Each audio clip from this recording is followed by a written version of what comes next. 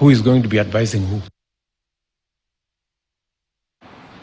Well, the president and the deputy speaking to the lateness of some of the government officials, including the assertions by the president that some of his appointees were clueless in their ministries. Quite heavy words right there from the president. Allow us to interrogate them further. I'm joined by three esteemed gentlemen. Dismas Mukua, political risk analyst. Karibu sana to the show. Thank you. It's a pleasure to have you with us. Equally joined by advocate Ishmael Nyaribo. Karibu sana. It's a pleasure to have you with us. Thank you. Asante sana for your time. And equally joined, well, we are laughing here because one of us was a little bit not on time, and we happen to be talking about cabinet secretaries who were not on time. I'll put you on the spot. It wasn't me. He needs to express himself in writing. Yes, and yes. He must not blame the traffic. Do not blame traffic. Anyway, gentlemen, karibuni sana. It's a pleasure to have you with us. And I'll start with you, Mukua. Let's speak about the importance of this particular signing, the contract or the performance contract. What exactly does it entail? Does it ensure that the effectiveness within government is enhanced? And equally, let's speak to the lateness of some of the cabinet secretaries. Well, you know, when you are a leader like President Kenyatta, your responsibility number one is to paint the overall picture of where you want Kenya to go. And then you attract and retain top talent, and then you allocate financial resources. Now, using various instruments, including the Finance Act, is being able to allocate financial resources. Now, the remaining key bit is the human resource factor, and that's why he was signing those performance contracts, just to ensure that every person, every cabinet secretary knows their responsibilities, so that everybody is aligned. And that there's expectation that after the cabinet secretary, it's going to be cascaded to principal secretaries all the way to the lowest cadre. So that, number one, the president has given his political goodwill that the public service in Kenya is going to be under performance management, and then everybody else is aligned. So that is why it's very important. And for the public sector, public performance is very critical, because majority of the services you get from the public sector are almost monopolies. So a citizen does not have a choice. Unlike in the private sector, maybe if you're talking about mobile telephone in Kenya, if you're unhappy with one company, then you can go to the other one.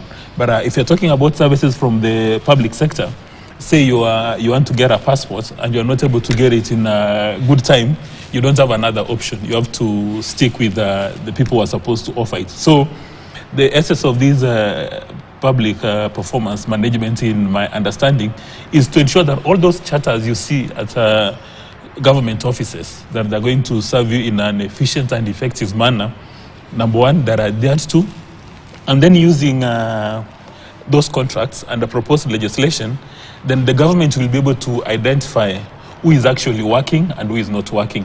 For the people who are working, they're going to be promoted based on meritocracy. And for the people who are not delivering, I suspect they'll be requested to seek opportunities elsewhere. So in my view, this thing is very timely.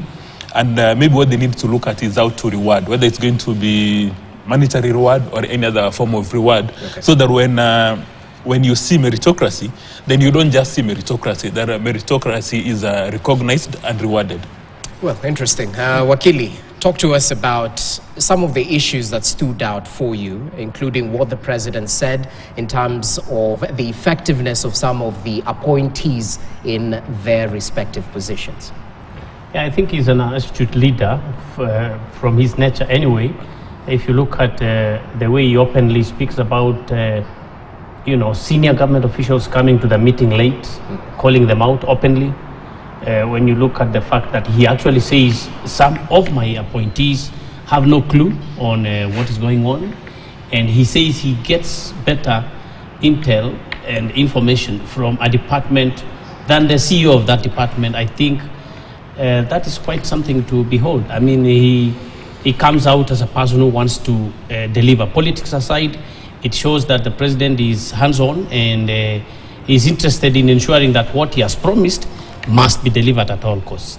But coming back to also the question you put across in terms of how important are these contracts, you see, I don't know really how they look like, but what we know from literature, a contract should be able to be connected to the user department, for example, and the employees for that matter, and the CEO, in this case the president, what he wants and what the executive wants.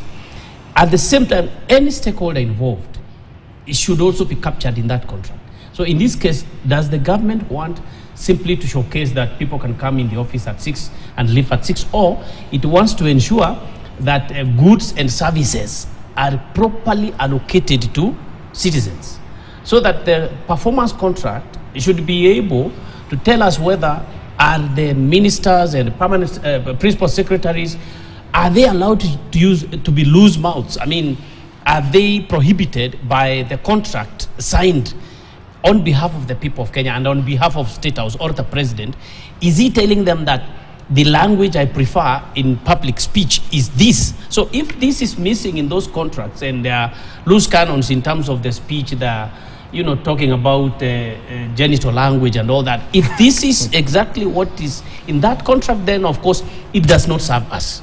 And the president has said clearly that he will work with all leaders to ensure that each and every person in the country gets service. Whether you are in UDA, Kenya Kwanza, ODM, Azimio, whatever you are, that services will be rendered to everybody. So are these performance contracts, because you must have measurable deliverables. I mean, how do you say actually Honorable XYZ has actually performed according to the contract? Did he abuse people? Did he insult them? Is that what is in the contract? So the contracts must also be seen by us.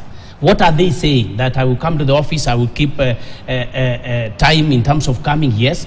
I will try to read broadly in my area, yes. So I don't know what the contract looks like, but if it is business as usual, that big and senior government officials come and use loose language, I mean, for me, I'm passionate about that, because we are going to grow a society and children who are really trying to imitate and emulate public service. So most important thing for me is these contracts should be able to be measured by an ordinary citizen, that the prices will come down.